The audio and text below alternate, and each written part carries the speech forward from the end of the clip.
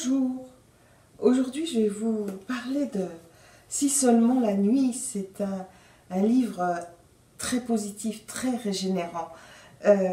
C'est la correspondance entretenue entre Alice et Atik Raimi de mars 2020 confinement à décembre 2021. Alors c'est la relation entre le père et la fille qui s'exprime ici, et pourquoi c'est tellement positif et régénérant. Eh bien, j'imagine que vous connaissez tous l'expression « il faut tuer le père ».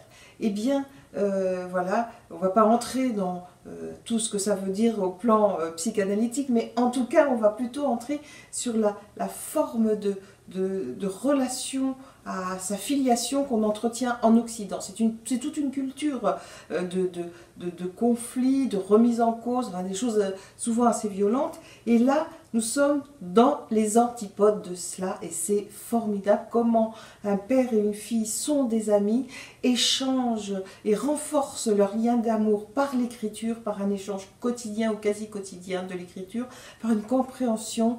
C'est juste magnifique. Et donc voilà, ils peuvent être des amis, et dans cette relation-là, le père, Atik Raimi, ouvre à sa fille les portes sur une compréhension incroyable, la compréhension de toute sa filiation, qui est attachée à la culture afghane, bien évidemment, la culture persane afghane. Il lui donne toutes les clés de compréhension pour sa vie, enfin beaucoup en tout cas, peut-être pas toutes, mais beaucoup.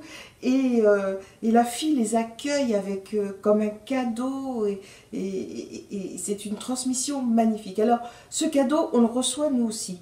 On le reçoit puisque c'est publié, cette correspondance, et on découvre un univers, l'univers de cette famille, cette culture persane afghane, et comment Atik Raimi, exilé dans les années 84, je crois, en France, et prix Goncourt 2008, en ayant écrit directement en français, comment donc il partage cette culture avec sa fille et donc avec nous, et il partage aussi son récit de vie d'exilé.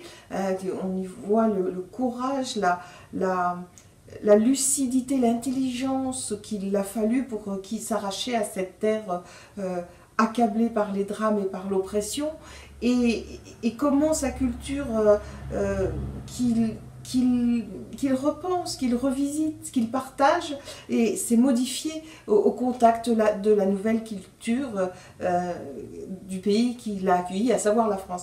Et tout ça est transmis à la fille, et avec une telle générosité, avec une telle simplicité, avec une telle acuité, avec une telle intelligence, que cette relation de dialogue et d'échange redonne étrangement foi en l'humain.